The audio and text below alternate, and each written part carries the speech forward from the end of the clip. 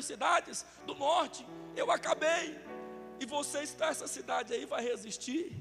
Só que Deus tinha um projeto com Ezequias, tinha um projeto com Jerusalém. Não era o tempo da cidade ser tomada ainda. Aí Deus levanta agora estes homens, eles se reúnem ali, e foi promovido um cerco grandiosíssimo. E a primeira empreitada, ele queria enviar o exército assírio com 2 milhões de soldados.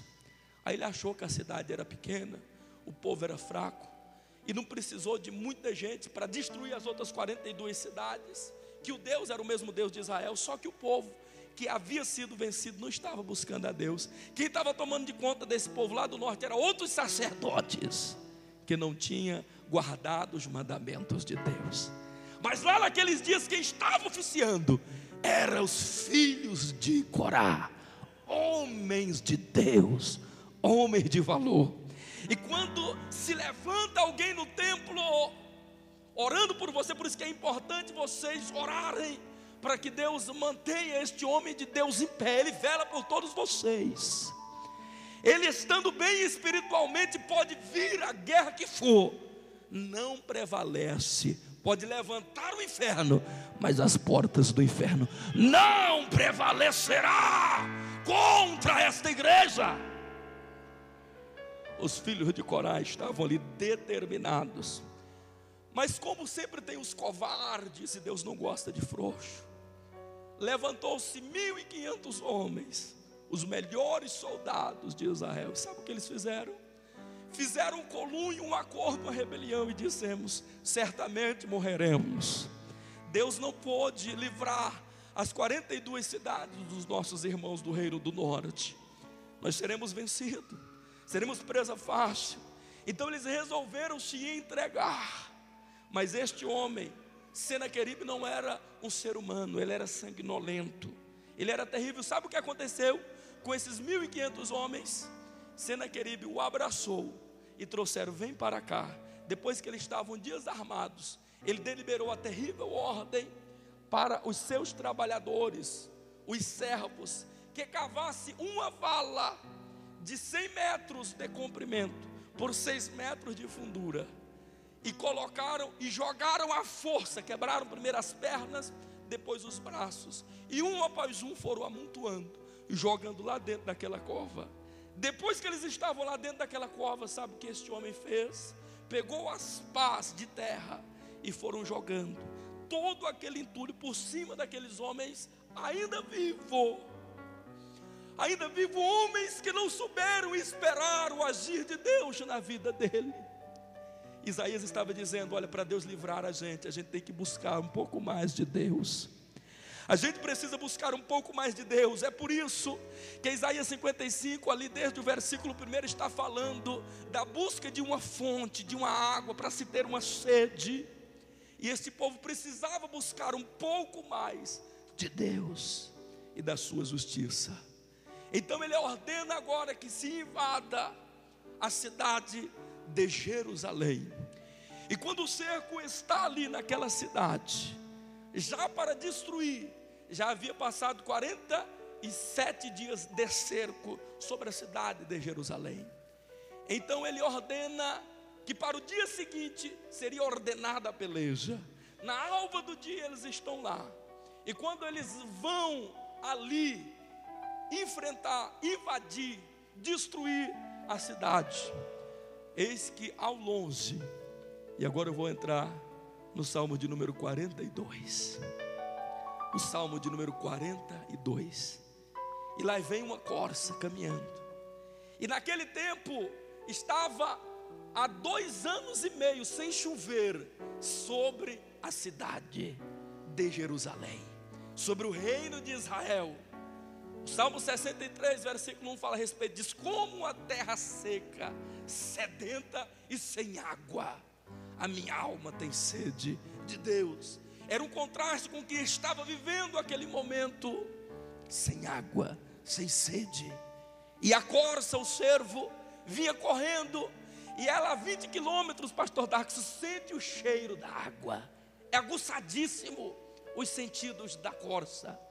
E ela, quando sente o cheiro da corça, ela vai chegando ali de frente, perto da porta das águas, bem próximo à fortaleza de Antônia. E ali existia um rio, um arqueduto que até hoje está lá, que fora construído por Ezequias 10 anos antes desta batalha ser travada. E foi Deus que ordenou que se fizesse. Mas foi feito na surdina. 30 mil homens trabalharam na surdina sem ninguém descobrir. E trouxeram ali um túnel, um arqueduto, lá do vale de Cedron, lá da fortaleza, do manancial ali, da lagoa de Geom, lá no vale de Cedron.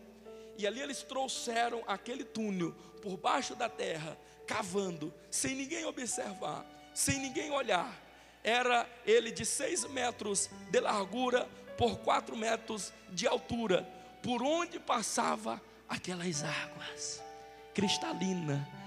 O vale de Cedron, aquela fonte de Geom, era a melhor água que existia ali na região.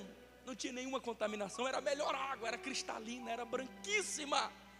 E o que Ezequias fez? Tampou todos os outros poços, tampou todas as outras fontes.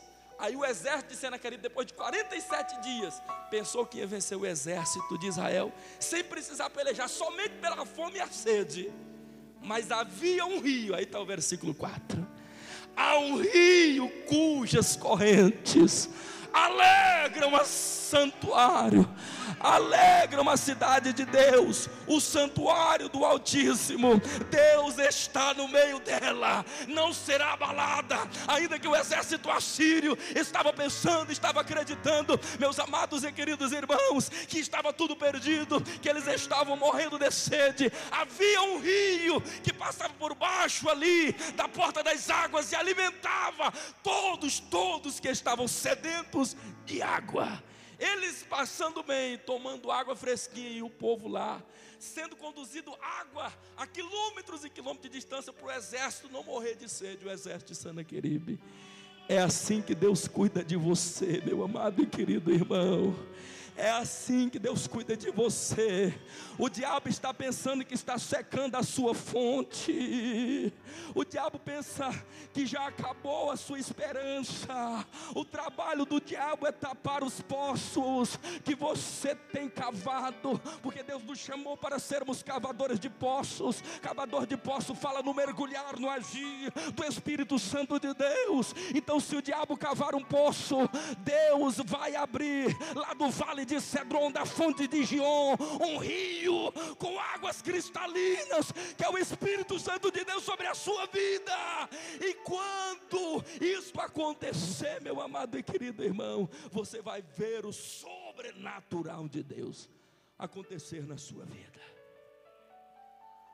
E a corça exatamente viu este túnel e sentiu a água, e estava próximo à fortaleza de Antônio. E lá vem a corça caminhando. Quando ela chega exatamente em cima, aonde passava o túnel, a corça começa a sentir o cheiro da água. Ela sabia que tinha água ali, contudo não estava vendo a água, estava perto. Ela suspirava, colocava o ouvido, ela sentia o tilitar das pedras. Ela estava com sede, estava sedenta, as fontes haviam sido tapadas, inclusive a fonte de Geom no vale de Cedron, era por baixo que passava a água, ninguém via, ninguém sabia. É nesta hora, meus amados e queridos irmãos, que a corça efusivamente, desesperadamente começa a cavar com os pés, com as mãos, desesperada, querendo água, salivava, sede, que ela estava de beber aquela água. O exército de Senaqueribe, vendo aquilo dali, disseram: o que é que está acontecendo? Que alvoroço é aquele daquela corça? Vamos observar o que é que está acontecendo. E enviaram uma centúria de soldados para chegar perto da corça, porque ela estava desesperada. E se eles descobrem aquilo dali, todo o segredo seria descoberto, Israel perderia a batalha. Aí Deus envia agora um leão, meus amados e queridos irmãos. Quando não existe mais saída, quando a nossa fonte está para ser descoberta e seca, o leão da tribo de Judá o leão da tribo de Judá. Ele entra em seu favor, na sua beleza. É nessa hora, meu amado e querido irmão, que Deus entra na beleza por você. É nesse momento, quando acabou a esperança, e lá vem o leão. E quando vem o leão, a centúria de soldados se afasta, ficaram com medo ali do leão. E ao longe, aquela corça, aquele servo que bramava ali pela corrente das águas, ela mesmo sentindo sede, mesmo ali efusivamente, querendo aquela água, salivando, desejando, suspirando, o seu sentimento de proteção foi maior ao ver o leão. Então ela sai mais do que depressa, sai correndo para salvar a sua vida. É nesta oportunidade que os filhos de Corá estavam ali preocupados, de mãos dadas com Isaías, na fortaleza de Ontônia, os 166 homens, adorando a Deus, dizendo: Deus, não deixa que seja descoberto, envia um socorro, envia um livramento. Então eles dobram-se-lhe os pés e curvam-se diante de Deus, e ali eles começam a analisar tudo aquilo dali. Foi neste momento que Deus enviou um grande livramento e feriu a todos os soldados de Senaqueribe, de tal forma que não escapou ninguém. Senaqueribe sai correndo toda disparada, mas depois é morto por um dos seus próprios que estavam com ele, fazia parte ali da tribo deles, faziam parte ali das pessoas que estavam do lado daquele homem, pega e o mata. Mas aí é quando os filhos de Corá, eles não acharam a expressão mais linda. 7 anos depois, eles não acharam uma coisa melhor, quando eles estavam ali com sentimento de gratidão. Fique em pé, eu já quero concluir nesta noite, fique em pé, eu já não quero mais me deter por muito tempo. É nesta hora, eles não acharam expressão melhor, pastor Voltaí, do que aquilo dali, e começaram a compor o Salmo de número 42, que eu comecei a ler para vocês. Assim como a corça anseia pela corrente das águas, assim a minha alma suspira por ti. Assim como aquela corça, Senhor, que desesperadamente, efusivamente suspirava pelaquela corrente das águas, assim a minha alma tem sede de ti, a minha alma suspira por ti. Qual tem sido o desejo de Deus, a sede que você tem tido de Deus? O que é que você tem procurado buscar de Deus? O Salmo de número 143, o versículo 6 nos fala que estendo as minhas mãos para ti, a minha alma tem sede de ti como terra sedenta. Mateus no capítulo de número 5 e o versículo de número 6 nos fala: bem-aventurado que tem fome e sede, bem-aventurado que tem fome e sede de justiça, porque eles serão fartos. Agora nós vamos cantar aquele hino, assim como a corça anseia pela corrente das águas. O conjunto vem aqui à frente, me ajudem aqui, eu já estou concluindo. E enquanto o conjunto vai estar adorando a Deus com este hino, assim como a corça anseia pela corrente das águas, assim também você vai suspirar por Deus, você vai buscar mais de Deus. Quantos vieram aqui nesta noite pelo amor de Deus, buscarem mais de Deus, buscarem mais do Senhor? Assim como a corça anseia por água, adore o Senhor, adore. Assim como a corça. Você quer ver o milagre, o livramento de Deus? Então adore, tenha sede de Deus. Onde estão os adoradores? Como terra sedenta. Meu coração tem sede de ti, Rei meu e Deus meu. Adore. Enquanto você adora, Deus está enviando uma comitiva de anjos, a mesma comitiva de anjos que Ele enviou ali, o anjo do Senhor, para livrar a nação de Israel do reino de Senaqueribe, que vinha passando como rolo compressor por todas as nações. O diabo tem passado por cima de muitas pessoas, de muitas vidas, mas aqui existe uma igreja, aqui existe um povo, aqui existe um pastor. E o diabo não vai levantar contra você, e se levantar vai cair. É Deus que está com você. Adore ao Senhor depois. Mas eu vou continuar. Simplesmente adore.